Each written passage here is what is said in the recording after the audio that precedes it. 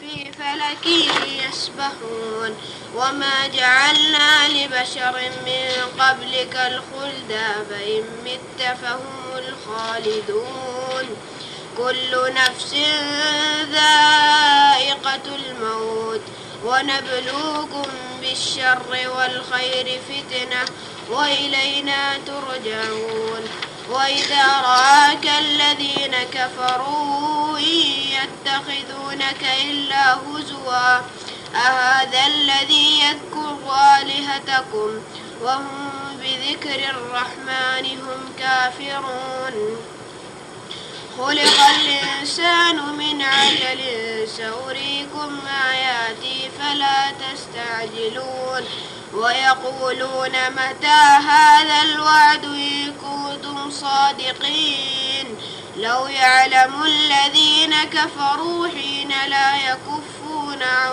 وجوههم النار ولا عن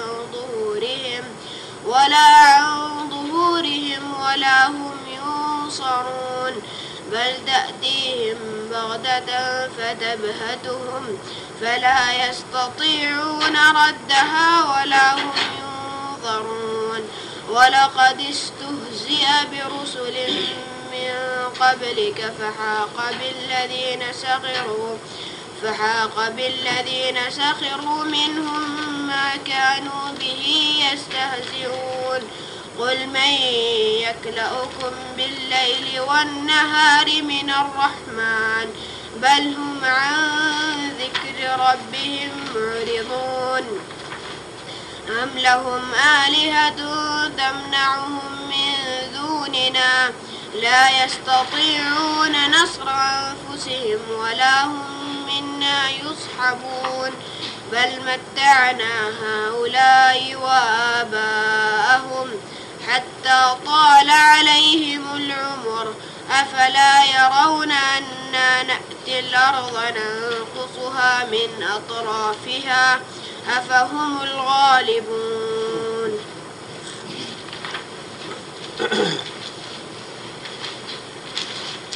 أعوذ بالله من الشيطان الرجيم بسم الله الرحمن الرحیم گزشتہ رکوع میں اللہ تعالیٰ نے توحید کے دلائل دیے، شرک کی مذمت بھی کی اور توحید کے دلائل بھی دیے۔ اس رکوع میں بھی اللہ تعالیٰ نے توحید کے دلائل دیے ہیں اور پچھلی آیت تک کم و بیش 15 دلائل اللہ نے توحید کے بارے میں دیے ہیں، اور آگے بھی اس رکوع میں اور اس سے اگلے رکوع میں بھی اللہ تعالیٰ نے توحید کے دلائل ہی دیے ہیں۔ اللہ فرماتے ہیں وَجَعَلْنَا السَّمَاءَ وَجَعَلْنَا، کون سا فعل ہے جعلنا؟ ماضی ہے جو متکلم کا صیغہ ہے۔ جعلنا، ہم نے بنایا، سماء آسمان، سقفاً چھت، محفوظاً محفوظ، آسمان کو ہم نے محفوظ چھت بنایا۔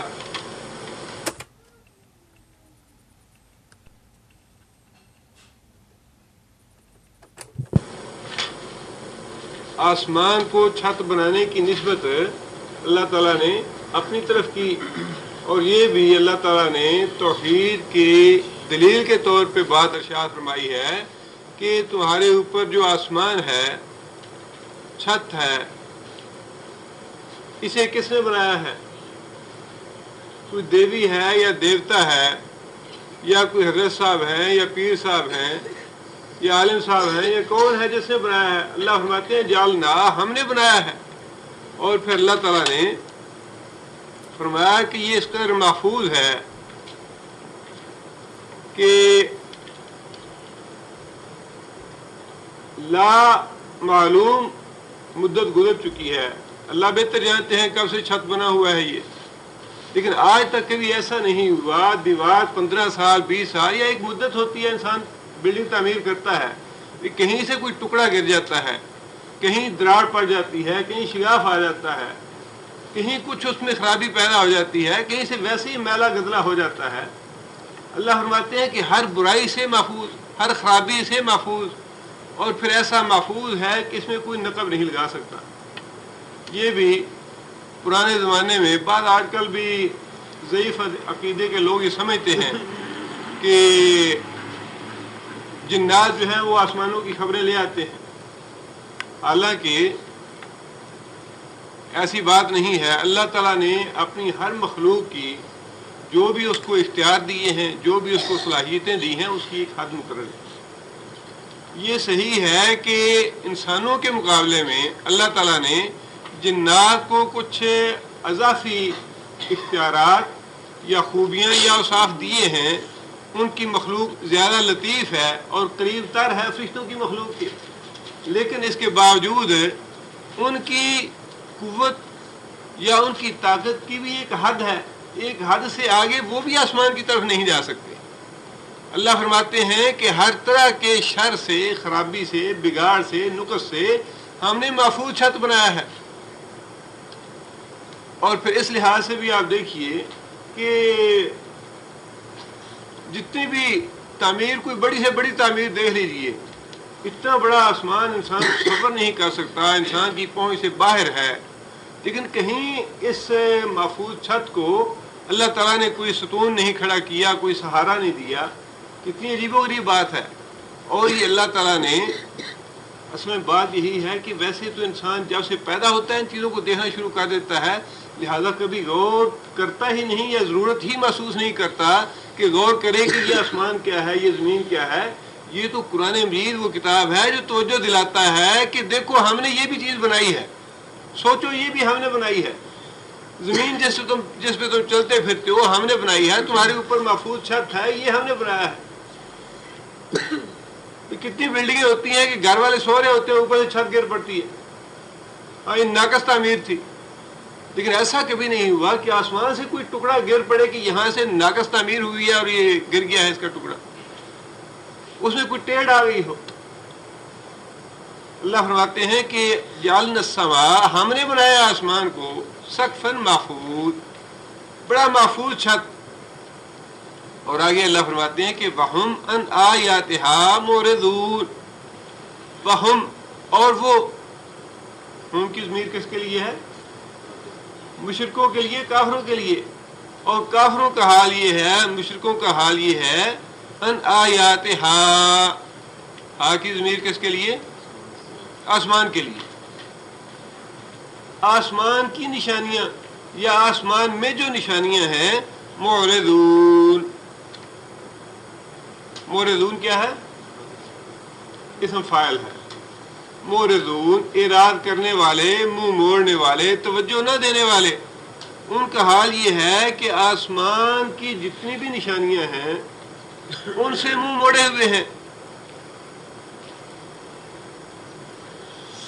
اس سے پہلے اللہ تعالیٰ نے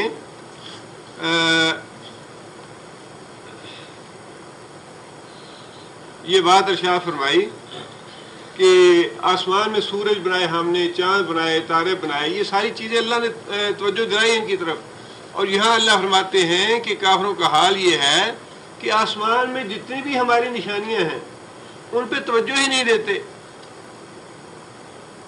دیکھیے نا، اللہ تعالیٰ نے جتنی بڑی عام فہم اور موٹی موٹی چیزیں تھیں جن سے انسان کا واسطہ پڑتا ہے یا جنہیں انسان روزانہ دیکھتا ہے، ایسی چیزوں کے اس لیے نام لیے کہ اگر ایسی چیزوں کے نام لیے جاتے جو عام انسان کے علم سے باہر ہوتے یا کوئی فلسفے کی زبان اختیار کی جاتی تو کوئی آدمی کہہ سکتا تھا جی ہماری سمجھ سے تو یہ باتیں باہر ہیں.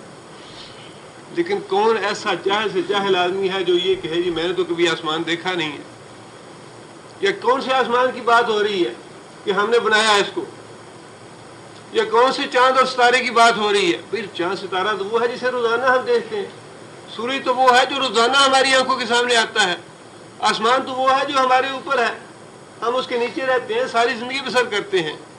اللہ تعالیٰ نے بڑی موٹی موٹی باتیں جو عام چاہل اور بدو بھی آسانی سے سمجھ لیتا ہے ان کی مثالیں دی ہیں، ان کی بات کی ہے اور بتایا ہے کہ یہ ہم نے بنائے ہیں، ہمیں تم اپنا الہ کیوں نہیں مانتے؟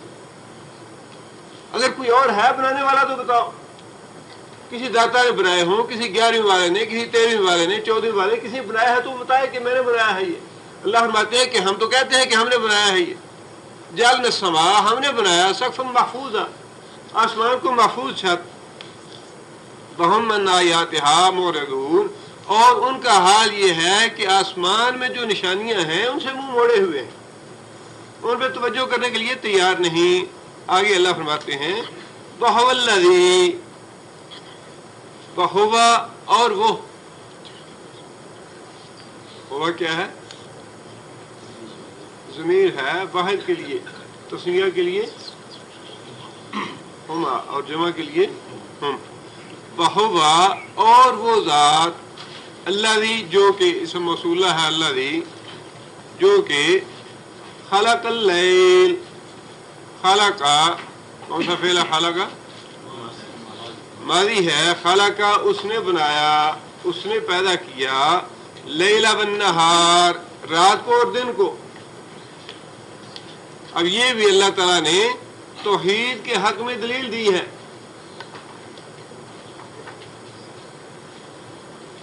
کہ وہ اللہ ہی ہے جس نے رات کو اور دن کو پیدا کیا، والشمس والقمر، وہ بھی اللہ ہی ہے جس نے سورج کو اور چاند کو پیدا کیا،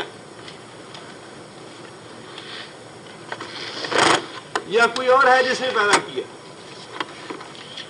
یہ وہ چیزیں ہیں جن کے بارے میں کافر اور مشرک بھی اقرار کرتے تھے کہ ہاں واقعی یہ اللہ نے پیدا کیا۔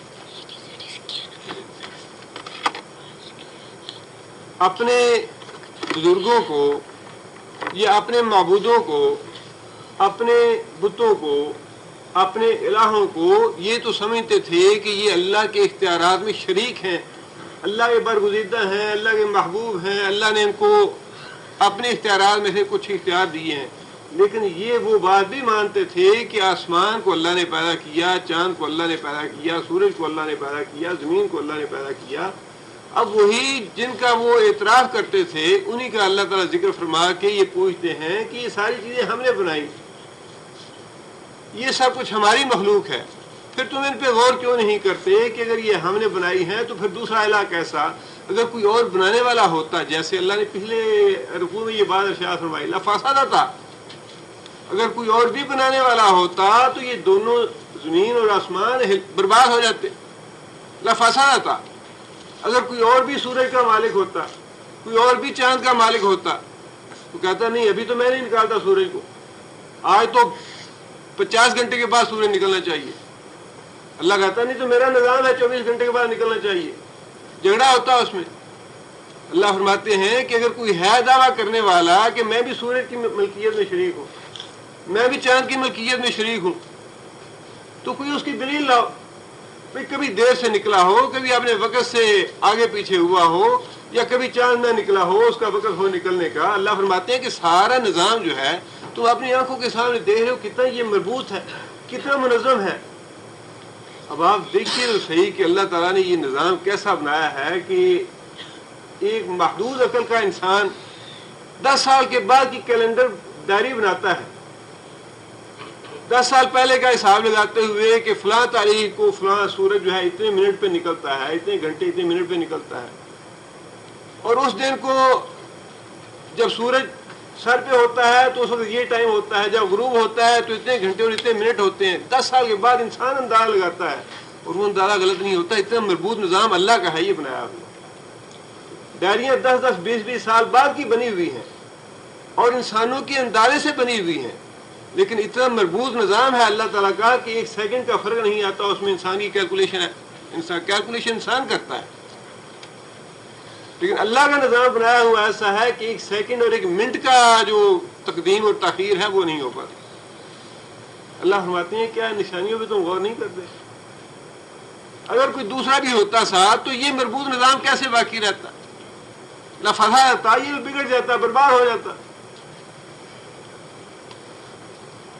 آگے اللہ فرماتے ہیں کل فی فلک یسبحون، کل ہر ایک، فی فلک، فلک ہر گول چیز کو فلک کہتے ہیں۔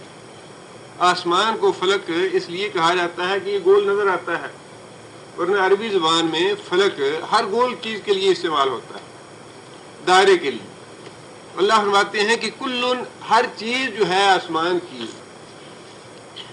خواہ وہ سورج ہے یا چاند ہے، تارے ہیں، سیارے ہیں، کہکشاں ہے، دور ہے، نزدیک ہے، جو کچھ بھی ہے، کلن ان میں سے ہر ایک فی فلکن ایک دائرے میں یسبحون تیر رہا ہے. یسبحون کون سا فعل ہے؟ مضارع ہے، جمع مذکر غائب کا صیغہ ہے. یسبحون ان میں سے ہر چیز جو ہے وہ اپنے دائرے میں گھوم رہی ہے. اب دیکھیے اللہ تعالیٰ نے قرآن مجید میں ایسی اصطلاحات اور ایسے الفاظ استعمال فرمائے ہیں کہ قیامت سے لے کر روز اول سے لے کر قیامت تک جتنی مرضی انسان ترقی کر لے، سائنس میں جتنی مرضی ریسرچ کر لے، ہر زمانے کی ریسرچ جو ہے اس کے مفہوم اور معانی کو قرآن مجید کی اصطلاحیں اور الفاظ جو ہیں وہ پورا کریں. جیسا کہ اس سے پہلے ہم نے پڑھا کہ اللہ فرماتے ہیں کہ یہ آسمان اور زمین جو ہے کانتا رتقن ملے ہوئے تھے، ففتقنا ہم نے الگ کر دیا. اب جب سائنس نے ابھی اتنی ریسرچ نہیں کی تھی تو علماء نے اس کا ترجمہ یہی کیا کہ آسمان اور زمین کے منہ بند تھے، زمین سے پودے نہیں نکلتے تھے، آسمان سے بارش نہیں برستی تھی.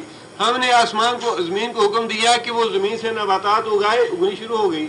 آسمان کو حکم دیا وہ بارش برسائے، بارش برسانی شروع ہو گئی، ان کے منہ کھول دیے. اب علماء نے ابتدا میں یہی تعبیر کی اس کی. اب آج جب سائنس نے یہ ریسرچ کی، جب ابتدا میں تو ایک مادہ ہی تھا، دھماکہ ہوا اور زمین الگ ہو گئی، آسمان الگ ہو گیا. اس کے بعد یہ اس تھیوری کو بھی کانتا رتقن ففتقنا جو ہے وہ پورا کر رہا ہے.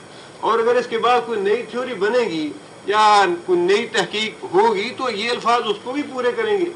اسی طرح اللہ تعالیٰ نے یہ الفاظ فرما دیا کہ کلن فی فلک یسبحون، یہ چاند، تارے، سورج، جو کچھ بھی ہے آسمان پہ تمہیں نظر آ رہا، جتنی بھی نشانیاں ہیں آسمان میں، فی فلکن یہ اپنے اپنے دائرے میں یسبحون چل رہے ہیں، تیر رہے ہیں. جتنی مرضی اب تحقیق کر لیجئے، قرآن مجید کی یہ الفاظ اور یہ اصطلاحیں اس تحقیق کو پورے کریں گے انشاءاللہ، قیامت تک پورے کریں گے.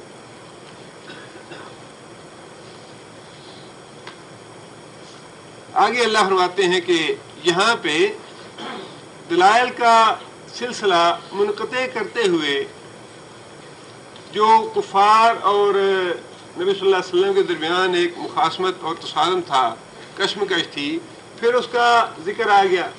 اور اس کا ذکر ختم ہونے کے بعد اللہ تعالیٰ پھر توحید کے دلائل دیں گے. اللہ فرماتے ہیں وَمَا جَعَلْنَا لِبَشَرٍ مِّن قَبْلِكَ الْخُلْدَ، ما یہاں پہ کون سا ہے؟ نافی ہے.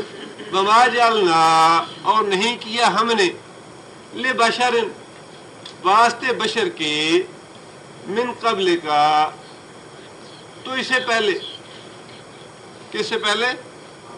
محمد صلی اللہ علیہ وسلم سے پہلے، الخلدہ، خلد کا معنی ہمیشگی. اے محمد صلی اللہ علیہ وسلم آپ سے پہلے بھی ہم نے کسی بشر کے لیے ہمیشگی نہیں لکھی.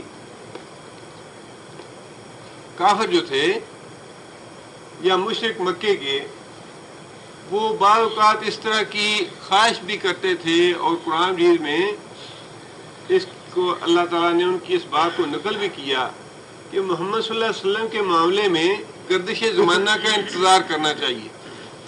گردش زمانہ سے مراد یہ ہے کہ بھئی 10 سال 20 سال گزریں گے تو یہ بندہ فوت ہو جائے گا، اس کے بعد یہ جتنی بھی تحریک ہے یا دین ہے یا اسلام ہے یا جو کچھ بھی یہ دعوت لے کے آیا ہے، یہ ساری اپنی آپ ختم ہو جائے گی. شرک اور کفر جو ہے وہ تو ہزاروں سال سے چل رہا ہے اور چلتا جائے گا. کفر باقی رہے گا، اسلام مٹ جائے گا، بس صرف اس کے مرنے کی دیر ہے.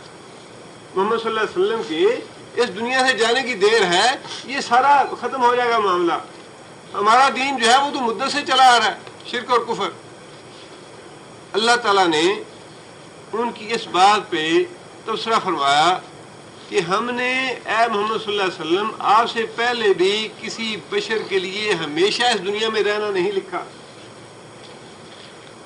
کوئی بشر بھی اس دنیا میں ہمیشہ سے زندہ نہیں رہا. جو پیدا ہوا ہے اس کو موت آنی ہے. اور آگے اللہ تعالیٰ نے بڑے واضح الفاظ میں نبی صلی اللہ علیہ وسلم کے لیے مرنے کے لفظ استعمال فرما دیے. آفا ان متا، آ استفہام کا ہے، آ فا پس، ان اگر، متا کون سا فعل ہے؟ متا ماضی ہے، واحد مذکر حاضر کا صیغہ ہے. متا تو مر جائے، کون مر جائے؟ محمد صلی اللہ علیہ وسلم. آفا متا، اے محمد صلی اللہ علیہ وسلم اگر آپ مر جائیں، فہم الخالدون، فہم پس وہ کون؟ کافر اور مشرک. فہم الخالدون پس وہ کافر اور مشرک خالدون ہمیشہ رہیں گے یا ہمیشہ رہنے والے ہیں. خالدون کیا ہے؟ اسم فاعل ہے، ہمیشہ زندہ رہنے والے. اللہ تعالیٰ نے نبی صلی اللہ علیہ وسلم، ویسے یہ جواب تو کافروں کے استہزاء کا ہے یا کافروں کی اس تمنا اور خواہش کا ہے کہ جلدی جلدی یہ مرے، ہماری جان چھوٹے، معاذ اللہ ثم معاذ اللہ، کہ محمد صلی اللہ علیہ وسلم جب مر جائیں گے تو اس لڑائی جھگڑے سے ہماری جان چھوٹ جائے گی. جس طرح آج بھی کافروں کے دماغ میں ہے کہ طالبان کی حکومت ختم ہو جائے، ہماری جان چھوٹے ساری دنیا سے، بس یہ ایک دفعہ ختم ہو جائیں گے پھر ہمارے لیے کوئی جھگڑا باقی نہیں رہے گا پوری دنیا میں، ساری دنیا ٹھیک ٹھاک ہے. یہ پتہ نہیں کہاں سے شر پسند اور دہشت گرد پیدا ہو گئے، بس یہ ختم ہو گیا تو باقی سب ٹھیک ہو جائے گا. یہ تمنا تو کافروں مشرکوں کی ہمیشہ رہی لیکن پوری کبھی نہیں ہوگی قیامت تک. یہ جواب تو اللہ تعالیٰ نے کافروں کی اس خواہش اور تمنا کا دیا ہے اس آیت میں، لیکن اس میں بہت سے مسئلے اور بھی اللہ تعالیٰ نے حل کر دیے. سب سے بڑا مسئلہ تو حیات النبی کا اللہ نے حل کر دیا کہ کوئی بھی نبی ہمیشہ کی زندگی لے کے نہیں آیا. نبی جو ہے وہ مر چکا ہے. افائن متا، اے محمد صلی اللہ علیہ وسلم کیا اگر تو مر جائے گا، فہم الخالدون تو کیا وہ باقی رہیں گے یا ہمیشہ رہیں گے؟ اس کا مطلب یہ ہے کہ موت کے معاملے میں اللہ تعالیٰ نے تقابل کیا کہ موت تو نبی کی بھی ویسی ہے جیسی کافروں کی ہے، ویسا ہی موت آنی ہے، بالکل ویسے جس طرح محمد صلی اللہ علیہ وسلم پیدا ہوئے. جس طرح عام آدمی پیدا ہوتا ہے، خواہ کافر ہو، مسلمان ہو، مشرک ہو، جو بھی ہو، پیدا ہونے کا طریقہ تو وہی ہے. جیسے عام آدمی پیدا ہوا ویسے محمد صلی اللہ علیہ وسلم پیدا ہوئے. جیسے ایک عام آدمی پہ موت آئے گی ویسی موت نبی صلی اللہ علیہ وسلم پہ آئے گی. جیسے ہی دوسرے لوگ جو ہیں وہ قبروں میں دفنائے جاتے ہیں ویسے محمد صلی اللہ علیہ وسلم قبر میں دفنائے گئے. یہ ساری چیزیں اللہ تعالیٰ نے اس میں واضح فرما دی کہ محمد صلی اللہ علیہ وسلم ایک وقت تک 63 سال کی عمر تھی نبی صلی اللہ علیہ وسلم کی، 63 سال تک وہ دنیا میں رہے، جسے ہم زندگی کہتے ہیں. 63 سال نبی صلی اللہ علیہ وسلم کی زندگی تھی. کوئی کہتا ہے 1400 سال نبی صلی اللہ علیہ وسلم کی زندگی ہے، پھر کیسے کہتے ہو کہ وہ زندہ ہے؟ آج اپنی قبر میں زندہ ہیں، ہماری باتیں سنتے ہیں، ان کا جواب دیتے ہیں، دور اور نزدیک سے مدد کرتے ہیں، مشکل کشائی کرتے ہیں، حاجت روائی کرتے ہیں، سارا کچھ ہے. یہ کیسے ہو گیا؟ اللہ نے فرما دیا کہ افا متا، کیا تو مرے گا، افا ہم الخالدون تو کیا یہ زندہ رہیں گے. اللہ تعالیٰ نے ساری باتیں اس میں واضح فرما دی کہ نبی صلی اللہ علیہ وسلم کے لیے ابدی حیات نہیں ہے. موت نبی صلی اللہ علیہ وسلم پہ بھی آنی ہے اور ویسی ہی آنی ہے جیسی عام آدمی پہ آتی ہے. البتہ اس کے بعد کے جو نتائج ہیں وہ تو ظاہر ہے مختلف ہیں ہی. محمد صلی اللہ علیہ وسلم جو ہے وہ امام الانبیاء ہیں، سید الانبیاء ہیں، شفیع الانبیاء ہیں. قیامت کے دن انبیاء کی سفارش بھی محمد صلی اللہ علیہ وسلم کریں گے. جہاں تک نبی صلی اللہ علیہ وسلم کی رسالت کا تعلق ہے، نبوت کا تعلق ہے، موت نبوت کے منافی نہیں. موت جو ہے وہ نبوت یا رسالت کے منافی نہیں. پہلے جتنے بھی انبیاء آئے، موسیٰ علیہ السلام کو موت آئی، عیسیٰ علیہ السلام کو موت آئی، یعقوب علیہ السلام کو موت آئی، سارے انبیاء اس دنیا سے رخصت ہو گئے. اور اگر فی الواقعی زندگی باقی ہوتی یا قبر میں انبیاء زندہ ہوتے، یا جیسے کہا جاتا ہے کہ انبیاء کو لمحہ بھر کے لیے موت آتی ہے اور پھر اس کے بعد ان کی روح اس میں ڈال دی جاتی ہے. اب دیکھیے خود قرآن مجید یہ واقعہ بتاتا ہے کہ سلیمان علیہ السلام جو ہیں ان کو اللہ تعالیٰ نے جنات پہ اختیار دیا تھا، محتاط تھے ان کے. سلیمان علیہ السلام نے جنوں کو حکم دیا کہ مسجد تعمیر کرو. مسجد تعمیر کر رہے ہیں. سلیمان علیہ السلام اپنے عصا کی ٹیک لگائے کھڑے ہیں. اللہ تعالیٰ نے ٹیک لگانے کی کیفیت میں ہی ان کی موت کا وقت لکھا تھا. روح قبض کر لی اللہ تعالیٰ نے. اب جنات جو ہیں وہ اپنی اسی دھن میں لگے ہوئے ہیں کہ سلیمان علیہ السلام نے دیکھ رہے ہیں, لہٰذا ہمیں اپنے کام کرتے جانا چاہیے. اللہ فرماتا ہے قرآن مجید میں کہ جنوں کو سلیمان علیہ السلام کی موت کی خبر اس وقت تک نہیں ہوئی جب تک سلیمان علیہ السلام کے عصا کو گھن نے کھا ہی لیا, اور گھن کے کھانے کی وجہ سے عصا ٹوٹ گیا, سلیمان علیہ السلام نیچے گر پڑے. تب جنوں کو پتا لگا کہ یہ تو فوت ہو گئے. آپ اندازہ کیجئے کہ زیادہ مدت نہ صحیح, چلے آپ فرض کر لیجئے گھن کا کیڑا بڑا ہی تیز تھا, اس نے بڑی جلدی کھا لیا اس لکڑی کو. 6 مہینے تو لگے ہوں گے, 7 مہینے, سال تو لگا ہوگا. اب سال بھر سلیمان علیہ السلام وہیں کھڑے رہے, جنوں کو پتہ نہیں چلا. اللہ تعالیٰ نے ایک دکھانا تھا کہ پیغمبر پہ بھی موت آتی ہے. سلیمان علیہ السلام سے نے کسی سے کوئی سوال نہیں کیا, کوئی جواب نہیں کیا, کوئی پوچھا نہیں. اور پھر اگر لمحہ بھر کے لیے روح نکلتی ہے پھر واپس آ جاتی ہے, تو سلیمان علیہ السلام کیوں گر پڑے نیچے؟ یعقوب علیہ السلام کو جب موت آئی تو آپ نے بیٹوں کو اکٹھا کیا. قرآن بھی بتاتا ہے دوسرے پارہ میں کہ آپ نے بیٹوں کو اکٹھا کیا کہ بیٹوں مجھے یہ بتاؤ جب میں مر جاؤں گا, ما تعبدون من بعدی, میرے بعد تم کس کی بندگی کرو گے, کس کی پوجا کرو گے, کس کو اپنا الہ بناؤ گے؟ پیغمبر کے بیٹے بھی پیغمبر تھے. اگر انہیں یہ علم ہوتا یا یہ عقیدہ ہوتا کہ پیغمبر تو مرتا ہی نہیں, پیغمبر تو قبر میں بھی زندہ رہتا ہے, تو کہتے ابا جی آپ جب واپس آئیں گے مرنے کے بعد قبر سے آ کے دیکھ لینا ہمیں, ہم کس کی بندگی کر رہے ہیں. آپ کو اتنی فکر کس بات کی ہے, آپ کون سا مر رہے ہیں؟ ٹھیک ہے ایک لمحے کے لیے آپ کی روح نکلے گی, آپ قبر میں چلے جائیں گے, لیکن پھر آپ کی روح آ جائے گی ہمارے پاس, آگے میں دیکھ لے کہ ہم کس کی بندگی کرتے ہیں. لیکن بیٹوں نے کہا کہ ابا جی ہم اسی کی بندگی کریں گے جس کی بندگی ہمارے باپ دادا کرتے رہے, یوسف علیہ السلام, یعقوب علیہ السلام, اسماعیل علیہ السلام, اسحاق علیہ السلام, ابراہیم علیہ السلام, جس کی بندگی کرتے تھے ہم بھی اسی کی بندگی کریں گے.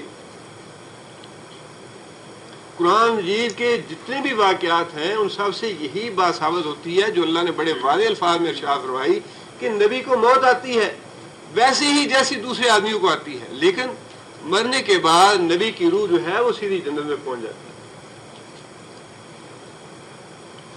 عام جو اہل ایمان ہیں ان کی روح مرنے کے بعد علیین میں جاتی ہے, جیسا کہ نبی صلی اللہ علیہ وسلم نے فرمایا کہ جب روح قبض کی جاتی ہے تو آسمانوں پہ فرشتے اس کو لے جاتے ہیں, اس کے لیے دروازے کھولے جاتے ہیں آسمان کے, پھر دوسرے آسمان پہ, تیسرے پہ, چوتھے پہ, 5ویں پہ, حتیٰ کہ 7ویں آسمان پہ انسان کی روح لے جائی جاتی ہے.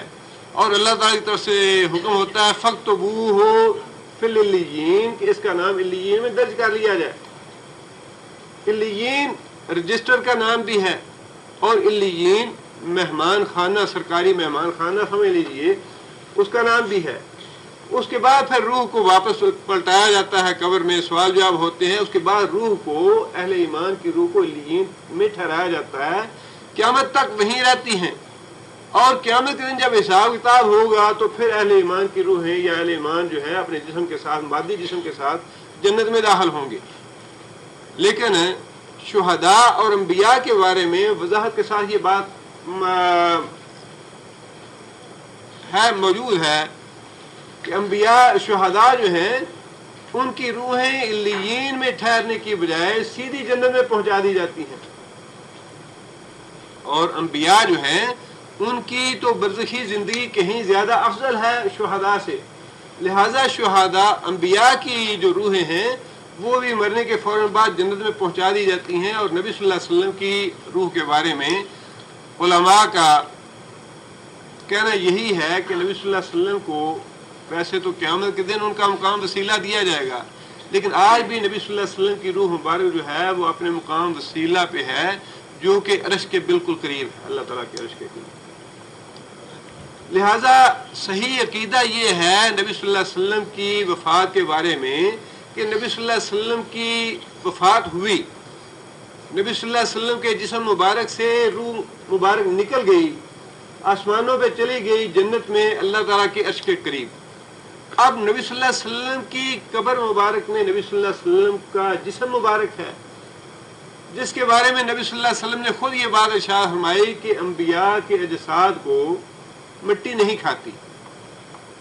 انبیاء کے اجساد کے بارے میں تو وضاحت کے ساتھ نبی صلی اللہ علیہ وسلم نے فرما دیا۔ اس کے بعد جس نیک اور صالح آدمی کے جسم کو اللہ باقی رکھنا چاہیں گے اللہ رکھ سکتے ہیں۔ بعض صحابہ کرام کی قبروں کے بارے میں موطا امام مالک میں ایک واقعہ ہے، کسی جگہ پہ کوئی ضرورت پڑی قبر کھودنے کی، وہاں سے قبر کھودی گئی تو پاؤں نظر آیا، تو کسی صحابی نے اختلاف ہوا کہ کون سے صحابی کا پاؤں ہے یہ، تو کسی دوسرے صحابی نے یا تابعی نے باقاعدہ اس پاؤں کی نشان یا علامت سے یہ بات بتائی کہ میں اس بات کی گواہی دیتا ہوں کہ یہ فلاں صحابی کا پاؤں ہے جس کی یہ علامت ہے۔ تو اس وقت تک تقریباً 60 سال کا عرصہ گزر چکا تھا ان کی تدفین کو، اور اس وقت تک ان کا پاؤں جو ہے وہ بالکل صحیح سالم اور تر و تازہ تھا۔ اس کا مطلب یہ ہے کہ انبیاء کے بارے میں تو اللہ کے رسول کا حکم یا ارشاد موجود ہے کہ انبیاء کے اجساد محفوظ ہے۔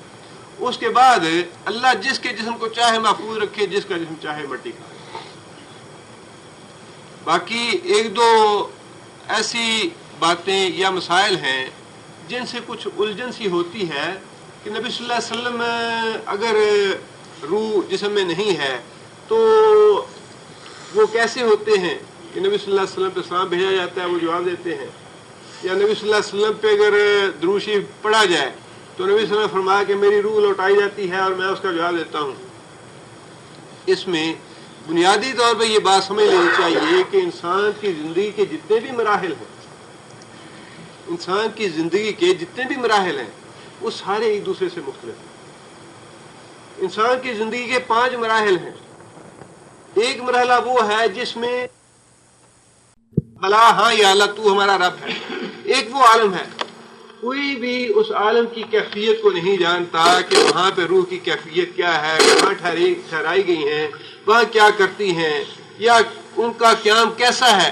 اللہ کے علاوہ کوئی دوسرا یہ نہیں جانتا کہ عالم ارواح کہاں پہ ہے، کیسا ہے، اس کی کیفیت کیسی ہے، کوئی نہیں جانتا۔ دوسرا عالم یا دوسرا دور انسان کی زندگی کا ہے، رحم کی زندگی کا۔ ماں کے رحم میں انسان 9 مہینے 8 مہینے یا کم بیش جتنا بھی اللہ کو عرصہ منظور ہوتا ہے وہاں انسان رہتا ہے۔ اب وہ کیفیت بھی ایسی ہے کہ جو نہ پہلی کیفیت سے ملتی ہے نہ بعد والی کیفیت سے ملتی ہے۔ انسان ایک بڑی مختصر سی جگہ پہ اس کی نشو و نما ہوتی ہے، ایک پانی کا قطرہ ہوتا ہے، اللہ تعالیٰ اس پہ ہڈی بناتے ہیں، گوشت چڑھاتے ہیں، اس میں یہ چھوٹی چھوٹی باریک باریک اللہ تعالیٰ رگیں بناتے ہیں، بال ہیں، ساری چیزیں ہیں، اور یہ برین، ساری چیزیں وہی انسان کی تخلیق ہوتی ہے، وہی انسان کو خوراک ملتی ہے۔ لیکن وہ سارا عرصہ 9 مہینے کا جو ہے اس کی نشو و نما کا، اس کی پیدائش کا، اس کی تخلیق کا، وہ سارا باقی سارے ادوار سے مختلف ہے۔ اسی طرح انسان اس دنیا میں آتا ہے، اللہ تعالیٰ اس کو شعور دے دیتے ہیں، چھوٹا سا بچہ پیدا ہوتا ہے 10 پاؤنڈ کا 12 پاؤنڈ کا، بڑھتا انسان جوانی ہوتی ہے، پھر بڑھاپا آتا ہے، شعور ہوتا ہے، عقل ہے، فہم ہے، انسان کیا کچھ کرتا ہے، اس میں اپنا ایک رول ادا کرتا ہے۔ ایک انسان جو کچھ بھی اس دنیا میں اس کے نصیب میں لکھا ہے سب کچھ کرتا ہے، اس کے بعد انسان موت کے کنارے پہنچ جاتا ہے۔ اب اس دنیا کے جو معاملات ہیں وہ پہلی دنیا اور دوسری دنیا اس سے پہلی دنیا سے بالکل مختلف ہیں۔ بالکل ایسے ہی جب انسان قبر میں جاتا ہے تو عالم برزخ شروع ہو جاتا ہے، وہ بھی ایک زندگی ہے، فنا نہیں ہے موت، وہ بھی ایک تیسری چوتھی زندگی کی ابتدا ہے، اور وہ ابتدا ایسی ہے کہ اللہ کے رسول نے فرمایا کہ اس زندگی میں انسان بولتا بھی ہے، سنتا بھی ہے، دیکھتا بھی ہے، جواب بھی دیتا ہے، سوچتا بھی ہے، سمجھتا بھی ہے، کھاتا پیتا بھی ہے، لیکن اس کا وہ سوچنا، بات کرنا، اس کا اٹھنا، اس کا جواب دینا وہ کیسا ہے، آج ہم اس کی کیفیت کو نہیں سمجھ سکتے۔ وہ بالکل مختلف ہے اس زندگی سے۔ جب اس کو فوت ہوتا ہے اور چارپائی میں میت پڑی ہے تو نیک آدمی کی میت کہتی ہے قدمونی قدمونی، حدیث کے الفاظ ہیں، مجھے لے چلو۔ کون سنتا ہے اس کی آواز؟ اللہ یہ وہ بات کر رہا ہے۔ اللہ کے رسول نے فرمایا کہ جو گناہگار ہے وہ کہتا ہے کہ ہائے افسوس کہاں لے کے جا رہے ہو مجھے, کیوں لے کے جاتے ہو, کبھی کسی نے یہ آواز نہیں سنی. اسی طرح جب قبر میں پہنچ جاتا ہے تو اپنی اس برزخی زندگی میں اس کو اٹھا کے بٹھاتے ہیں فرشتے منکر نکیر, اس سے سوال اور جواب کرتے ہیں. مردہ جو ہے وہ اس کو جوابوں کا سوال دیتا ہے. اگر نیک ہے تو اس کے اعمال خوبصورت آدمی کی شکل میں آتے ہیں, وہ دیکھ کے خوش ہوتا ہے اسے کہ تم بڑے اچھے آدمی ہو, مجھے اچھے لگتے ہو, میرے پاس رہو. اس کا مطلب یہ ہے کہ برزخی زندگی میں بھی انسان یہ ساری چیزیں کرتا ہے, لیکن ہمیں اس کا شعور نہیں کہ وہ کیسی زندگی. یہ کوئی تعجب کی بات نہیں ہے. جیسے کہ پہلے ہی میں نے عرض کیا کہ بہت سی چیزیں ایسی ہیں جن پہ آج بھی ہمارا ایمان ہے, لیکن ان کی کیفیت ہم آج بھی نہیں سمجھ پاتے. کوئی فرشتے جو ہیں جمعے کے دن رجسٹر لے کے نام لکھتے ہیں ہمارے مسجد کے دروازے پہ کھڑے ہو کے, کون سے کاغذوں پہ لکھتے ہیں, کون سے قلم اور پینسل سے لکھتے ہیں, کون سی سیاہی سے لکھتے ہیں, اور ہر جمعے کے رجسٹر جو ہے کہاں جا کے محفوظ کرتے ہیں, کہاں سے لاتے ہیں, کیا ہے معاملہ, یہ سارا اللہ جانتا ہے. نبی صلی اللہ علیہ وسلم کے معراج کا معاملہ ہے, اس کی ساری کیفیات کو کون سمجھتا ہے. کوئی اوپر چلے جائے, آکسیجن ختم ہو جائے گی, سردی اتنی زیادہ ہو جائے گی کہ انسان برف بن جاتا ہے. نبی صلی اللہ علیہ وسلم گئے وہاں اسی سارے فضا کے خطے سے نکل کے, اور پھر آسمان کو عبور کیا, دوسرے کو, تیسرے کو, ساتویں کو, عرش کے قریب پہنچ گیا نبی صلی اللہ علیہ وسلم. وہاں کس چیز پہ کھڑے ہوئے, کیسے بیٹھے, کیسے سنی باتیں اللہ تعالیٰ کی, کیسے ہم کلام ہوئے, سوال جواب کیسے ہوئے, کیا دیکھا کیا نہیں دیکھا. یہ ساری چیزیں ایسی ہیں جن کے بارے میں سوچنا جو ہے یہ اجازت نہیں ہے اس کی. اس پہ ایمان لانے کا حکم ہے کہ ہم ایمان لائیں اس بات پہ. اور پھر یہ بھی بات ثابت ہے, حدیث میں ذکر آتا ہے اس کا بھی, کہ جب نبی صلی اللہ علیہ وسلم واپس تشریف لائے تو دروازے کی جو کنڈی چل رہی تھی, اب آپ اندازہ لگائیے کہ کتنا وہ لمحہ ہوگا یا کتنا وقت ہوگا وہ. اس کا مطلب تو یہی ہے کہ اللہ تعالیٰ نے وقت کو تھام دیا, وقت رک گیا, وقت جو ہے رک گیا اس وقت. اب یہ ساری چیزیں اللہ بہتر جانتے ہیں کہ اللہ تعالیٰ نے کیسے کی, لیکن ہمیں اس بات کا حکم ہے کہ ہم اس پہ ایمان لائیں. اس کی کیفیت کو ہم سمجھ نہیں سکتے. خود اللہ تعالیٰ کی ذات کی کیفیت ہم نہیں سمجھ سکتے, لیکن اللہ کی ذات پہ ویسا ہی ایمان لانے کا حکم ہے جو کچھ قرآن اور حدیث میں دیا ہے. اللہ مسکراتے ہیں, اللہ ناراض ہوتے ہیں, اللہ کے ہاتھ ہیں, اللہ دیکھتے ہیں, اللہ کلام فرماتے ہیں. اللہ تعالیٰ کی کلام کیسی ہے جیسی ہماری ہے, یا اللہ تعالیٰ کی آنکھیں کیسی ہیں جیسے ہماری ہیں, اللہ تعالیٰ کے کان کیسے ہیں جیسے ہمارے ہیں. ان پہ سوچنے کا حکم نہیں, اجازت نہیں. ان پہ ایمان لانے کا حکم ہے کہ ایمان لاؤ. اللہ تعالیٰ پچھلی رات آسمان اول پہ کیسے تشریف لاتے ہیں, کیا عرش خالی ہو جاتا ہے؟ عرش خالی تو نہیں ہوتا. اللہ تعالیٰ کے علم میں ہے, سب اللہ عالم, اللہ بہتر جانتے ہیں کیا کیفیت ہے. لیکن نبی صلی اللہ علیہ وسلم نے فرمایا کہ جب پچھلی رات ہوتی ہے تو اللہ تعالیٰ آسمان اول پہ تشریف لے آتے ہیں. وہ آنا اللہ تعالیٰ کا, پھر واپس جانا یہ کیسا ہے اللہ بہتر جانتے ہیں.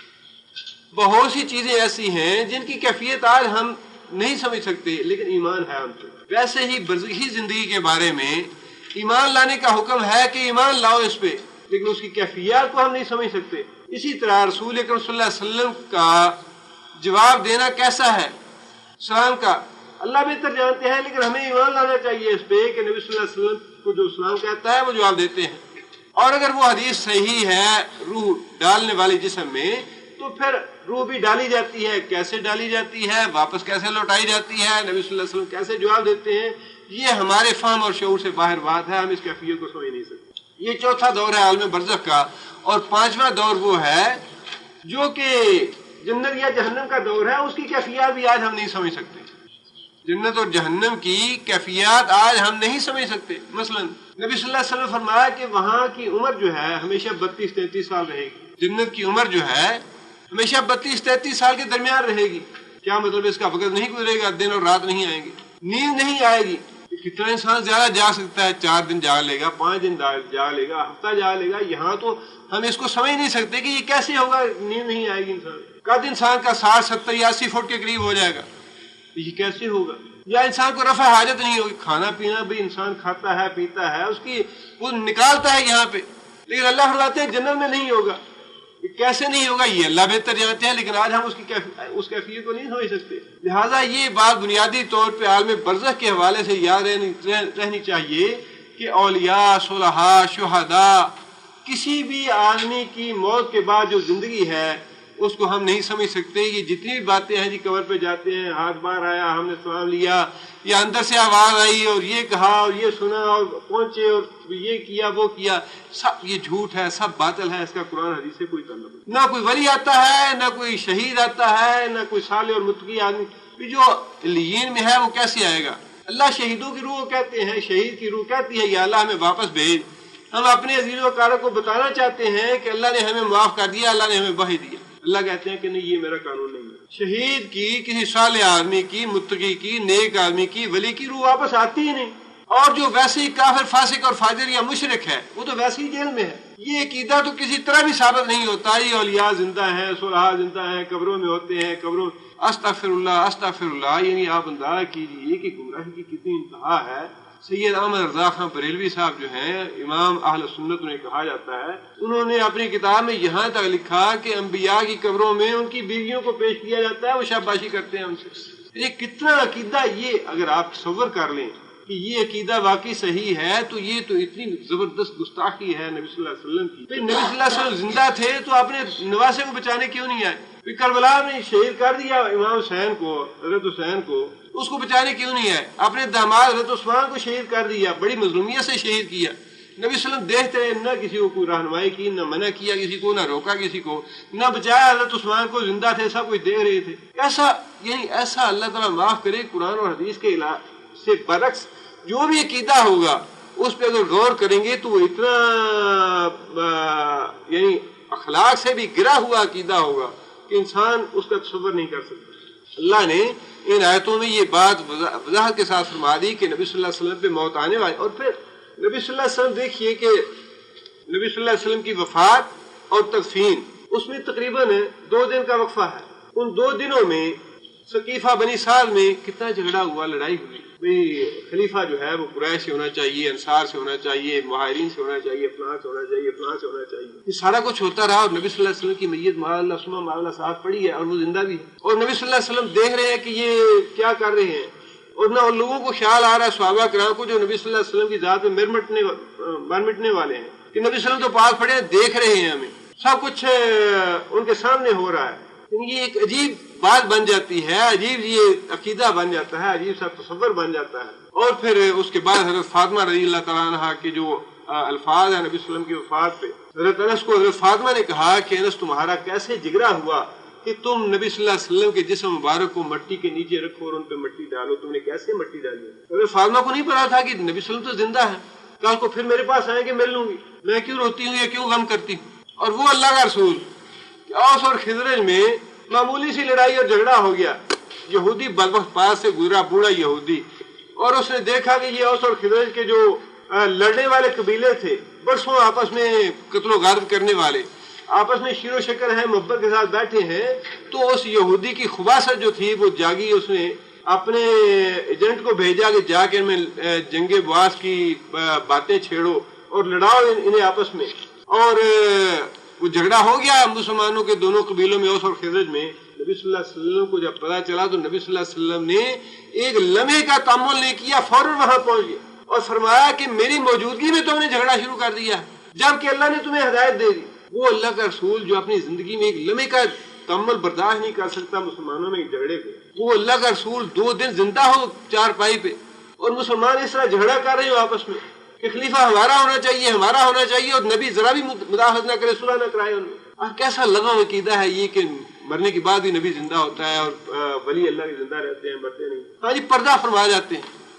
گستاخی ہوتی ہے مرنا کہنے سے. اللہ نے تو نبی کو متا کہہ دیا اور ہمارے جو علماء یا بزرگ اور ولی جو ہیں انہیں مرنا کہنے سے گستاخی ہو جاتی ہے. نہیں، پردہ فرما گئے. آگے اللہ فرماتے ہیں کل نفس ذائقۃ الموت. کل نفس، ہر جان، ہر نفس، ذائقۃ الموت. ذائقہ کیا ہے؟ ذائقہ اسم فاعل ہے. صیغہ کون سا ہے جی؟ واحد مؤنث کا. ذائقن چکھنے والا ایک مرد. ذائقۃن جس طرح طالبہ ہے ذائقہ، چکھنے والا ہے. نفس مؤنث ہے اس لیے اس کے لیے مؤنث کا صیغہ استعمال ہوا. کل نفس ذائقۃن، ہر نفس چکھنے والا ہے الموت، موت کا ذائقہ. اس کا مطلب یہ ہے کہ موت کا ذائقہ ہے، موت کا مزہ ہے، یا میٹھا ہے یا کڑوا ہے.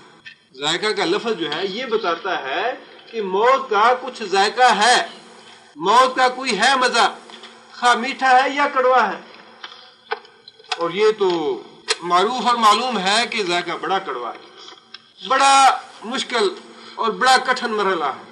اس زندگی سے عالم برزخ میں منتقل ہونے کا جو مرحلہ ہے، موت کا مرحلہ، بڑا ہی ناگوار اور بڑا ہی تلخ اور بڑا ہی کٹھن، بڑا ہی تکلیف دہ۔ تو نبی صلی اللہ علیہ وسلم نے یہ بات ارشاد فرمائی کہ موت کی تکلیف بڑی ہی شدید ہے۔ جا سکرۃ الموت بالحق، موت کی غشی حق کے ساتھ آ گئی۔ موت کی غشی جو ہے، یہ تو قرآن مجید نے بھی لفظ استعمال فرمایا کہ یہ غشی کی ہے۔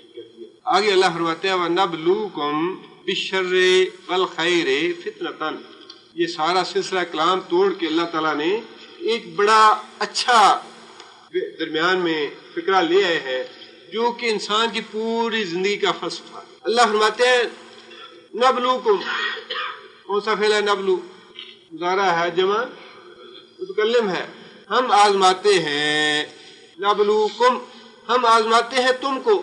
کیسے آزماتے ہیں؟ بالشر، برے حالات سے، بالخیر، اور اچھے حالات سے، اچھے اور برے حالات سے ہم تم لوگوں کو آزماتے ہیں۔ فطرتاً، فطرہ کا معنی آزمانا، ہم آزماتے ہیں تم کو اچھے اور برے حالات سے آزمانا۔ وَإِلَيْنَا تُرْجَعُونَ، وَإِلَيْنَا، اور طرف ہماری، ترجعون، کون سا فعل ہے؟ مضارع مجہول ہے اور صیغہ جمع مذکر حاضر کا۔ ترجعون، تم لوگ پلٹائے جاؤ گے، ہماری طرف تم پلٹائے جاؤ گے۔ ساری زندگی جتنی بھی ہے انسان کی پیدائش سے لے کر موت تک، ساری زندگی کا فلسفہ اور خلاصہ جو ہے اس ایک آیت میں اللہ نے بیان کیا۔ برے اور اچھے حالات سے ہم تمہیں آزماتے ہیں، صحت ہے یا بیماری ہے، اولاد ہے یا بے اولاد ہے، امیر ہے یا غریب ہے، تنگ دست ہے یا فقیر ہے، صدارت ہے یا وزارت ہے، چھوٹا عہدہ ہے بڑا عہدہ ہے، ذمہ داری کیسی ہے کیسی نہیں ہے۔ اللہ فرماتے ہیں کہ جتنے بھی حالات تم پہ آتے ہیں یہ کوئی بچوں کا کھیل نہیں بنایا ہم نے۔ ایک آدمی جو ہے وہ تو سڑک پہ جھاڑو پھیر رہا ہے اور ایک کو یہ پتہ ہی نہیں کہ ہمارا بینک بیلنس ہے کتنا۔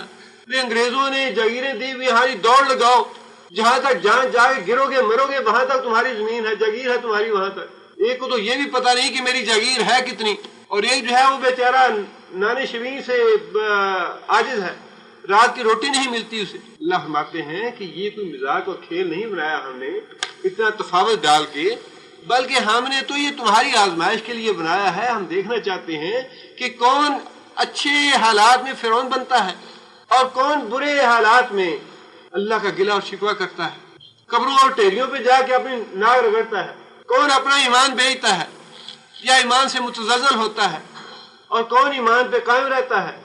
اللہ فرماتے ہیں کہ یہ جو تفاوت ہم نے رکھا ہے، سعودی عرب کو ہم نے یہ چیزیں دے دی، مصر کو یہ دے دی، پاکستان کو یہ دیا۔ اللہ فرماتے ہیں کہ ہماری پلاننگ ہے، امریکہ میں یہ رکھا، یورپ میں یہ رکھا، چین اور جاپان میں یہ رکھا۔ یہ سارا کام جو ہے یہ اللہ تعالیٰ کی پلاننگ اور منصوبے کے مطابق ہے۔ قوموں میں فرق رکھا ہے، افراد میں فرق رکھا ہے، ملکوں میں فرق رکھا ہے، تفاوت کیا ہے۔ اللہ فرماتے ہیں کہ یہ تفاوت جو ہے یہ ہمارے منصوبے کا حصہ ہے۔ نبلوکم، ہم تمہیں آزماتے ہیں۔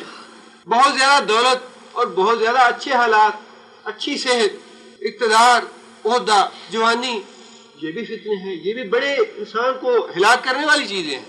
یہ نہ سمجھیے عموماً، بلکہ ہوتا تو یہی ہے کہ جب انسان تنگ دست ہوتا ہے، انسان پہ تکلیف اور مصیبت آتی ہے، ہائے اللہ نکلتا ہے زبان سے۔ اللہ کو بھولتا تو انسان تبھی ہے جب پیٹ بھرا ہوتا ہے۔ جب اللہ انسان کو مستغنی کر دیتے ہیں انسان بھول جاتا ہے اللہ۔ وہ آزمائش زیادہ سخت ہے بنسبت اس آزمائش کے جو تنگ دستی میں آتی ہے انسان کو۔ لہٰذا اللہ فرماتے ہیں کہ یہ جو تفاوت ہم نے رکھا ہے، ہم نے حالات مختلف قسم کے بنائے ہیں لوگوں کے، کسی کو چھوٹا بنایا ہے، بڑا بنایا ہے، امیر بنایا، غریب بنایا، کسی کو تکلیف ہے، کسی کو خوشی ہے، کسی کو رنج ہے، کسی کو دکھ ہے۔ یہ سارا تفاوت جو ہے یہ ہماری منصوبہ بندی کا حصہ ہے۔ یہ معاذ اللہ کوئی کھیل تماشے کے طور پہ ہم نے ایسے نہیں کیا۔ نبلوکم، ہم تمہیں آزماتے ہیں اور دیکھتے ہیں کہ میرا بندہ کون، میرا فرما بردار کون، میری اطاعت کون کرتا ہے۔ وَإِلَيْنَا تُرْجَعُونَ، اور پھر اس آزمائش کے بعد آنا تم نے ہمارے ہی پاس، پہنچو گے ہمارے ہی پاس۔ جتنا مرضی فرعون بن جاؤ اس دنیا میں، جتنا مرضی اکڑ جاؤ، جتنی مرضی نافرمانی کر لو اللہ کی، انسان بھاگ کے جائے گا کہاں؟ جانا تو اسی قبر کی مٹی میں ہے۔ یہاں دنیا میں کسی کے पोस्टर लगे हुए हैं, सदर साहब की कुर्सी में ये जितने भी बने हुए हैं यहाँ पे, ये तो बिल्कुल ऐसे है जिस तरह एक ड्रामा स्टेज होता है। और उस ड्रामे के स्टेज पे कोई बादशाह बन जाता है, कोई वजीर बनता है, कोई उसका गुलाम और नौकर बनता है। जब वो ड्रामा 3 घंटे का खत्म होता है, जब वो स्टेज से उतरते हैं तो वही वो 500 रियाल का मुलाजिम होता है जो बादशाह बना होता है, 1000 का वही मुलाजिम होता है। ये जो आपको सब कुछ नजर आ रहा है ना, इरफान बुश साहब हैं, क्लिंटन साहब हैं, ये तो ड्रामे हैं 100 इनकी तो जब ये बगल ड्रामा का स्टेज खत्म होना है इनकी कीमत एक हलल्ला भी नहीं होगी। ये तो जब तक ड्रामा स्टेज हो रहा है अल्लाह ताला की मनसूबाबंदी के मुताबिक, उस वक्त तक ये बादशाह बना है, ये वजीर बना है, ये अमीर बना है, ये सुपर है, ये जूनियर है, ये सीनियर है, ये सब कुछ उस वक्त तक है। ये जब ड्रामे का सीन खत्म होगा तो फिर ये कपड़े वपड़े फीतियां बीतियां ये सब कुछ उतर जाएगा, फिर इंसान का जो असल है वो सारा निकल आएगा। वो 2 कपड़े जो होंगे वो भी बाकी नहीं होंगे क़यामत के दिन, कोई शिनाख्त नहीं कर पाएगा बुश कौन है, क्लिंटन कौन है। वहां तो इज्जत और इकराम उसी का होगा जिसने अल्लाह के साथ ताल्लुक रखा है, जो अल्लाह का फरमा बरदार रहा, जो अल्लाह की इस आज़माइश में कामयाब, जिसके लिए अल्लाह ने हमें पैदा किया है।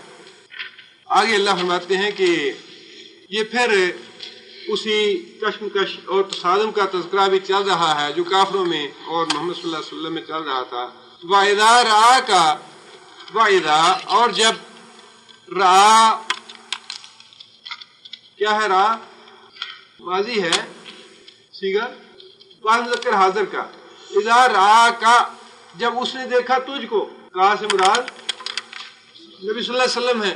इज़ा रा का, जब काफिर तुझे देखता है मोहम्मद सल्लल्लाहु अलैहि वसल्लम को, कफरू अल्लाज़ीना कफरू, जिन्होंने कुफर किया, जब वो जमात काफिरों की देखती है तुझको, इन यत्तखिज़ून, इन यहाँ पे कौन सा है, नाफिया है, इन नहीं, यत्तखिज़ून कौन सा फेला, यत्तखिज़ून मुज़ारा है और जो मुज़क्कर गायब का सीगा है। यत्तखिज़ून वो बनाते हैं, वो पकड़ते हैं, का तुझको, इल्ला मगर, पोजोवा ठट्ठा। ऐ मोहम्मद सल्लल्लाहु अलैहि वसल्लम, ये काफिर लोग जब आपको देखते हैं, नजर पड़ती है कि मोहम्मद सल्लल्लाहु अलैहि वसल्लम जा रहे हैं, तो अल्लाह फरमाते हैं कि नबी सल्लल्लाहु अलैहि वसल्लम का मिजाज का तमस्खुर उड़ाते हैं। हाँ जी, ये साहब हैं जो हमारे बुजुर्गों की गुस्ताखी करते हैं, ये है साहब जो कहते हैं कि इनके पास कुछ नहीं, इनसे कुछ नहीं मिलता। ये तहजून का, ऐ मोहम्मद सल्लल्लाहु अलैहि वसल्लम आपको बनाते हैं, पकड़ते हैं, इल्ला हुज़ुवन, ठट्ठा और मजाक। अल्लाह फरमाते हैं कि उनका अंदाज कहने का या उनकी बातों का अंदाज कुछ इस तरह का होता है। अहादा, इस्तिफाम का है, क्या हादा, ये है वो शख्स, अहाजा क्या ये, अल्लाज़ी जो कि यज़कुरू, कौन सा फेला, यज़कुरू गुजारा है, वह मुज़क्कर गायब का सीगा है, यज़कुरू जो जिक्र करता है, आलिहतकुम तुम्हारे माबूदों का। क्या ये है वो शख्स, ये हमें नफरत, हकारत और तौहीन और तज़लील शामिल है। अच्छा जी, ये है वो आदमी यतीम है जिसको कोई पूछता नहीं है, जिसका कोई सहारा नहीं है, कोई मुरब्बे नहीं है, कोई उसको इक़्तिदार नहीं है, कोई सदारत नहीं है, वजारत नहीं है, कुछ नहीं। अहादा, क्या ये है वो आदमी, अल्लज़ी यज़कुरू जो जिक्र करता है, आलिहतकुम तुम्हारे माबूदों का, तुम्हारे बुजुर्गों का, तुम्हारे हजरतों का ये जिक्र करता है और कहता है कि ये तो कुछ भी नहीं, ला इलाह, ये कुछ नहीं है। वहुम, ये आगे तबसरा अल्लाह ताला का है, वहुम, और ये और वो काफिर और मुशरिक उनका अपना हाल ये है, बिज़िक्रिर रहमान, बिज़िक्रिर रहमान, रहमान के जिक्र से हम काफिरून इनकार करते हैं, रहमान के जिक्र से खौल उठते हैं, रहमान के जिक्र से गज़बनाक हो जाते हैं, हम नहीं मानते रहमान को। ये अल्लाह ताला माफ करे, मुशरिक की जो गैर इलाह से मोहब्बत है, अपने माबूदों से, अपने बुतों से, उसका अंदाजा तो अब आपको हो ही गया होगा। अंदाजा लगाइए कि सिर्फ 2 बुत थे बुद्धा के बड़े, जिन्हें तालिबान ने गिराना चाहा या उन्हें खत्म करना चाहा, उन्हें मिटाना चाहा। सिर्फ एक जापान ने $1 अरब की पेशकश की, सिर्फ 2 बुतों के लिए। $1 अरब ले लो हमसे, ये बुत हमारे हवाले कर दो। अंदाजा कीजिए कि आखिर मट्टी के, पत्थर के बने हुए बुत हैं, कितनी मोहब्बत है पत्थरों से। और ये ना समझिए कि जी हाँ बाकी ये कोई बात है, हाँ जी ये तो सकाफत का हिस्सा है। آثار قدیمہ کی حفاظت ہونی چاہیے. یہ تو ہر زمانے میں دلائل ایسے شیطان مہیا کر دیتا ہے. آثار قدیمہ بڑی اہم چیز ہے. جب تک وہ زمین میں دفن ہے آثار قدیمہ، تب تک کہاں تھی وہ آثار قدیمہ کی حفاظت؟ اب یاد آئی تمہیں آثار قدیمہ کی حفاظت؟ تمہاری ثقافت جو تھی، جب تک کوئی نام نہیں لے رہا تھا ان کو، اس وقت تک تم نے کیوں آفر نہیں کی کہ ہمیں اس کو خریدنا چاہتے ہیں؟ آج وہ انہیں توڑنا چاہتے ہیں، تم کہتے ہو یہ $10 ارب لے لو اور $1 ارب لے لو اور ہمیں بیچ دو اور ہمیں اس کو لینا چاہتے ہیں. آپ اندازہ لگائیے کہ کافر کی یا مشرک کی اپنے بتوں سے محبت کتنی ہے. پوری دنیا جو ہے وہ سر چڑھ گئی. کیوں توڑتے ہو انہیں؟ پیسے لے لو، دینے دو انہیں. کیا نقصان کر رہے ہیں یہ؟ ان کی تو حفاظت ہونی چاہیے. انسان مرتے ہیں تو مرتے رہیں. یہ کتنے افغانی بیچارے جو ہیں بھوکوں مار رہے ہیں، گھاس کھا رہے ہیں. اللہ بالکل وہی صورتحال جو کسی زمانے میں شیب ابی طالب کی تھی. صحابہ کرام نے نبی صلی اللہ علیہ وسلم کے ساتھ جوتوں کے چمڑے ابال کے کھائے، گھاس کے پتے کھائے، درختوں کے پتے کھائے. لیکن کیا اس سے اسلام مٹ جائے گا؟ یہ سمجھتے ہیں کہ ہم اس حکومت کو ختم کر کے یا گرا کے ہمیشہ کے لیے اسلام ختم کر دیں گے. یہ تو کبھی نہیں ہوا، قیامت تک نہیں ہوا. اسلام تو غالب ہونا ہے. وَأَشْرِبُوا فِي قُلُوبِهِمُ الْعِجْلَ، جس طرح بنی اسرائیل کے دلوں میں بچڑے کی محبت تھی، سونے کا بچڑا بنایا، اس کو سجدہ کیا اور کہا کہ ناسیا موسیٰ بھول گیا کہ ہمارا یہ معبود ہے. ویسے ہی آج کے مشرکوں کے دیکھ لیجئے کہ مشرکوں کے دلوں میں کتنی محبت ہے اپنے خداؤں کی اور اپنے معبود کی. پابندیاں سخت کر دیں گے، تمہیں ختم کر دیں گے، مار دیں گے، حملہ پلاننگ ہو رہی ہے، ادھر سے فلاں کو ملایا جائے، فلاں کو ملایا جائے، فلاں کو ملایا جائے، کرش کر دیا جائے، اس کی جگہ پہ فلاں حکومت لائی جائے، فلاں کیا جائے. یہ اللہ تعالیٰ کے اپنے منصوبے ہیں. اور یہ ساری چیزیں جو ہیں اللہ تعالیٰ تو ہر زمانے میں دکھاتے ہیں کہ ٹھیک ہے تم بھی کر لو، مکروا ومکر اللہ، تم بھی چالیں چلو، میں بھی چال چلوں گا، اللہ بھی چال چلے گا. واللہ خیر الماکرین، اللہ کی چالیں جو ہیں وہ سب سے بہتر. تمہارا کیا کرایا سب دھرا رہ جائے گا. یہ کتنے ایک سیکنڈ، کتنے 40 سیکنڈ کا زلزلہ تھا گجرات میں، 1 منٹ بھی پورا نہیں ہے. اللہ کے چال کا کون مقابلہ کر سکتا ہے؟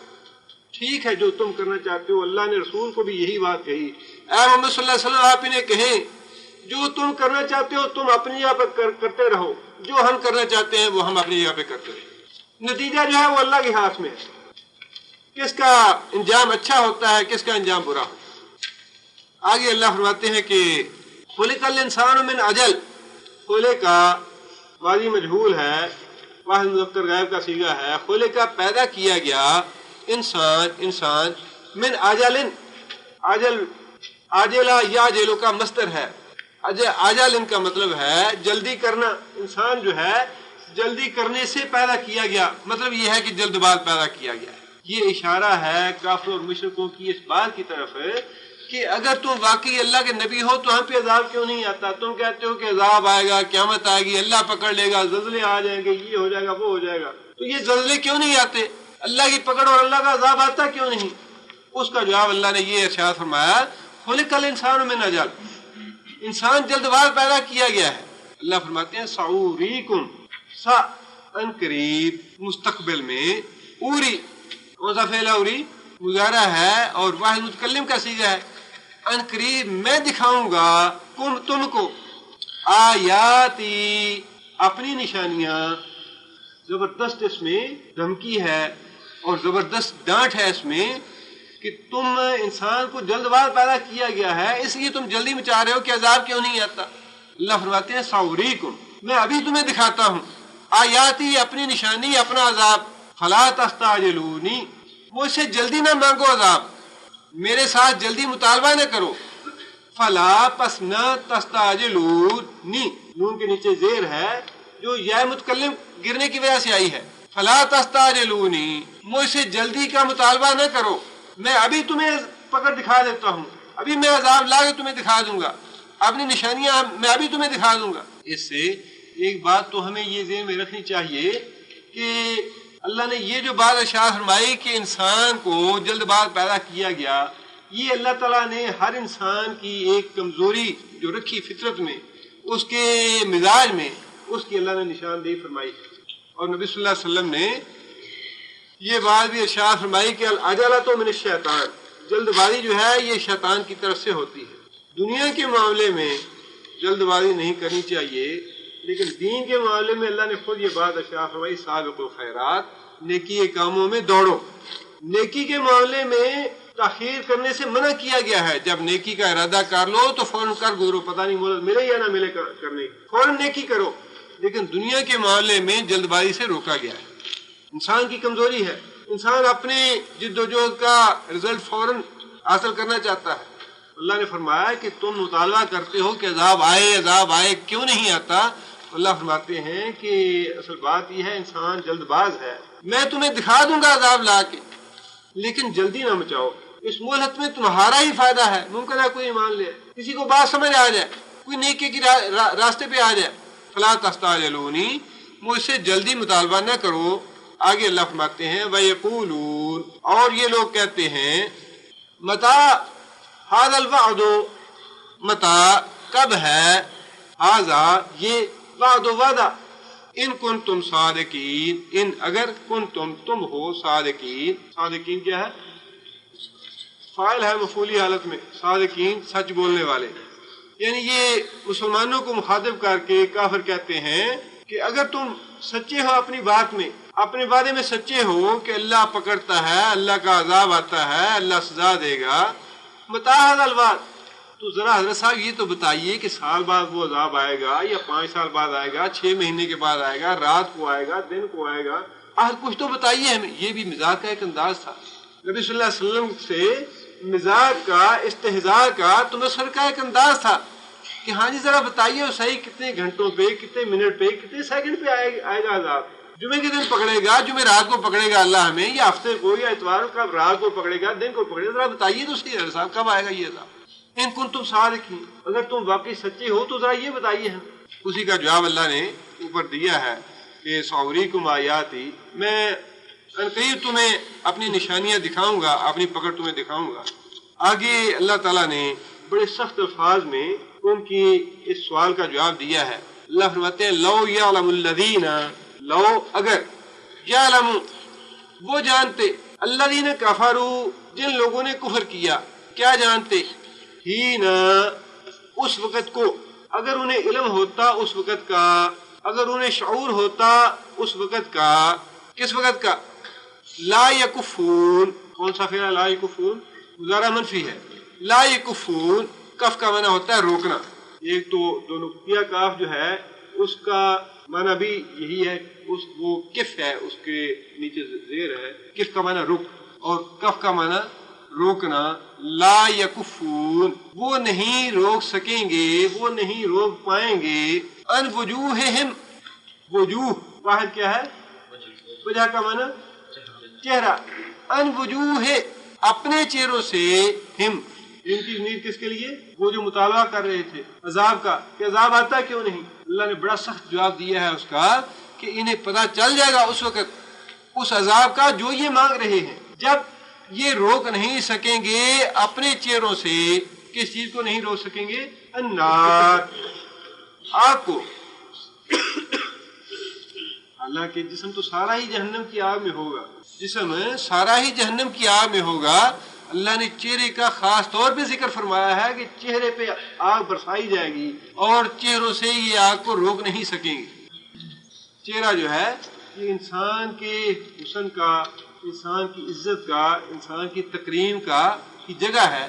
اللہ تعالیٰ نے چہرے کا نام اس لیے لیا کہ اس کو اس طرح ذلیل کیا جائے گا کافروں اور مشرکوں کو کہ ان کی کوئی مدد کرنے والا نہیں ہوگا، آگ ان کے چہروں میں برسائی جائے گی. آگے فرمایا کہ ولا عن ظہورہم ولا یکفون، اور نہ روک سکیں گے عن ظہورہم اپنی پیٹھوں سے. آگے سے بھی ان کے چہروں پہ آگ برسائی جائے گی، پیچھے سے بھی ان کے پیٹھوں پہ آگ برسائی جائے گی، اور اس کو روک نہیں پائیں گے. نہ تو خود ان میں اتنی طاقت ہوگی کہ اس کو روک پائیں. بڑی سخت سزا ہے. باقی اللہ نے صحیح فرمایا لو یعلم، کاش یہ لوگ جان لیں.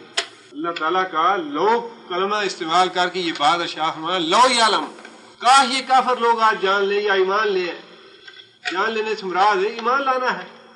کاش یہ لوگ ایمان لے آئے اس بات پہ کہ وہ عذاب اس دن آئے گا ان پہ جب یہ روک نہیں سکیں گے آگ کو اپنے چہروں سے اور اپنی پیٹھوں سے. بلا ہم ینصرون، بلا اور نہ ہی ہم وہ کافر اور مشرک، ینصرون کون سا فعل ہے؟ مضارع مجہول ہے اور صیغہ جو مذکر غائب کا. اور نہ ہی وہ کہیں سے مدد کیے جائیں گے. آج تو گٹھ-جوڑ ہوتا ہے، ہاں جی فلاں کو بلا لیا، اسرائیل کا اور بھارت کا اور امریکہ کا گٹھ جوڑ ہو گئی، دہشت گردی ختم کرنی ہے، ایک دوسرے سے مدد لینی ہے، ہاں جی وہاں سے کمانڈو منگا لو، وہاں سے اسلحہ لے لو، وہاں سے یہ چیز لے لو، وہاں سے یہ چیز لے لو، مسلمانوں کا مقابلہ کرنا ہے، دہشت گردی ختم کرنی ہے، فلاں پیکٹ ہو رہا ہے، اس کے درمیان معاہدے ہو رہے ہیں، یہ ہو رہا ہے وہ ہو رہا ہے۔ اللہ فرماتے ہیں لا ہم ینصرون، کوئی سپر نہیں ہوگا سوائے اللہ کی ذات کے، اتھارٹی صرف اللہ کی ذات کی ہوگی، کسی کو کہیں سے مدد میسر نہیں آئے گی، کوئی کسی کا سہارا نہیں ہوگا، کوئی کسی کو پوچھنے والا نہیں ہوگا، مدد کرنی تو بہت دور کی بات، کسی کو پوچھنے والا کوئی نہیں ہوگا، ولا ہم ینصرون، اور نہ ہی وہ مدد کیے جائیں گے۔ اللہ نے فرمایا کہ اس سوال کا جواب انہیں اس دن مل جائے گا جب آگ ان کے چہروں پہ اور ان کی پیٹھوں میں برسائی جائے گی، کوڑے مارے جائیں گے ان کے چہروں پہ آگ کے اور پیٹھوں پہ کوڑے مارے جائیں گے، نہ تو یہ خود بچ پائیں گے اس سے، نہ ہی کوئی دوسرا ان کی مدد کرے گا۔ اور پھر آگے اللہ تعالیٰ نے بڑی سخت بات اسی عذاب کے حوالے سے ارشاد فرمائی، بل تأتیہم بغتتن، بلکہ تاتی، کون سا فعل ہے تاتی؟ گزارا ہے، واحد مؤنث غائب کا صیغہ ہے، بل تاتی، بلکہ وہ آئے گی، ہم اوپر ان کے، وہ آئے گی ان کے اوپر، بغتتن اچانک، کون آئے گی؟ وہ آگ یا وہ قیامت، دونوں چیزیں مراد ہو سکتی ہیں، یعنی جس روز ان کو عذاب ملنا ہے وہ قیامت یا وہ آگ اچانک اس طرح ان کے اوپر آئے گی، فَتَبْحَتُهُمْ، مادہ کیا ہے تبحتہم کا؟ تبحتو، باہاتا، مبہوت، اردو میں لفظ ایک استعمال ہوتا ہے مبہوت ہونا، مبہوت ہونے کا مطلب ہکا بکا رہ جانا، انسان اچانک کسی چیز کو دیکھے جو انسان کا رنگ پھک کر دے، انتہائی غیر متوقع چیز جب انسان دیکھتا ہے تو انسان کہتا ہے یہ ہکا بکا ہو گیا، کہ ایسی بات ہو جانی جس کا کبھی وہم و گمان بھی نہ ہو، تصور بھی نہ کیا ہو کبھی۔ اللہ فرماتے ہیں کہ یوں اچانک ان پہ عذاب کا کوڑا برسے گا، یوں اچانک آگ آئے گی ان پہ، تب ہاتھوں ہکے دکے رہ جائیں گے، یہ دنگ رہ جائیں گے، اس وقت پریشان ہو جائیں گے کہ دنیا میں ہاں جی مذاق اڑاتے رہے، مانگتے رہے، اور اتنی مہلت گزاری ہم نے 50 سال 60 سال 70 سال انتظار ہی کرتے رہ گئے۔ اللہ فرماتے ہیں کہ قیامت کے دن تم پہ یہ یوں آئے گی قیامت اچانک، تب ہاتھوں ان کو ہکا بکا کر دے گی، ان کو دنگ کر دے گی، حیران کر دے گی، پریشان کر دے گی، اس طرح آگ آئے گی۔ فلا یستطیعون ردھا، لا یستطیعون، لا یستطیعون کون سا فعل ہے؟ مضارع منفی کا، لا یستطیعون نہیں استطاعت رکھیں گے، نہیں طاقت رکھیں گے، ردہ، رد کا معنی پلٹا دینا، واپس کر دینا، ہاں زمین کس کے لیے؟ آگ کے لیے، نار کے لیے، فلا یستطیعون ردھا، اس آگ کو پلٹا دینے کی طاقت نہیں رکھیں گے، کسی میں اتنی قوت اور طاقت نہیں ہوگی۔ آج تو جو بھی دنیا میں کھیل تماشا یہ سارا طاقت اور قوت کا ہے، جہاں کہیں بھی ہے، ریل پیل ہے ڈالروں کی ہر طرف، جس کے پاس زیادہ ڈالر ہیں، مائٹ از رائٹ، لیکن اللہ فرماتے ہیں کہ قیامت کے دن جب آگ اللہ کی برسائی جائے گی ان پہ، لا یستطیعون ردھا، نہ تو خود ان میں یہ طاقت ہوگی کہ اس کو واپس پھیر سکیں، اس سے بچ سکیں، ولا ہم ینظرون، ولا ہم اور نہ ہی وہ ینظرون، کون سا فعل ہے ینظرون؟ مضارع مجہول ہے، جمع مذکر غائب کا صیغہ ہے، ینظرون کا معنی مہلت دیا جانا، نہ ہی وہ مہلت دیے جائیں گے۔ بڑا اچھا لفظ اللہ نے استعمال فرمایا، مہلت کس بات کی؟ جی مہلت نہ تو توبہ کے لیے دی جائے گی اور نہ ہی اس بات کی مہلت دی جائے گی جی ہمارے فرشتے سزا دینے والے جلاد جو ہیں وہ تھک گئے ہیں، 5 منٹ ذرا صبر کر لیجیے، ایک لمحے کی مہلت نہیں دی جائے گی سزا میں کہ تھوڑا سا سستا لے پھر کوڑے مارے یا پھر ان پہ آگ برسائی جائے، لا ہم ینظرون، ایک سیکنڈ کا وقفہ نہیں دیا جائے گا، مسلسل عذاب دیا جائے گا، اور مسلسل عذاب ایک مہینے کا یا ایک 6 مہینے کا یا سال کا نہیں ہے، وہ فیہا خالدون، وہ خالدون کب تک ہے، وہ سزا کب پوری ہوگی ان ظالموں کی، ان کے کفر اور شرک کی، یہ تو اللہ بہتر جانتے ہیں۔ اسی لیے اللہ تعالیٰ نے بڑی سخت یہ جواب فرمایا ان کے اس مطالبے کے حق میں، ان کنتم صادقین متی ھذا الوعد، ان کنتم صادقین، کہ اگر تم واقعی سچے ہو تو عذاب آتا کیوں نہیں؟ اللہ نے فرمایا کاش تم ایمان لے آؤ اس بات پہ کہ وہ عذاب اس دن آئے گا کہ جب تم نہ اپنے چہروں کو آگ سے بچا سکو گے، نہ اپنی پیٹھوں کو آگ سے بچا سکو گے، نہ ہی تمہاری کوئی مدد کرنے کو آئے گا، نہ ہی تمہیں مہلت دی جائے گی۔ کہ 2-4 منٹ یا 5 منٹ یا آدھ گھنٹہ یا گھنٹہ یا ایک دن تم سستا لو اور پھر تمہیں عذاب دیا جائے، پھر تمہیں سزا دی جائے. مسلسل عذاب ہے، مسلسل سزا ہے.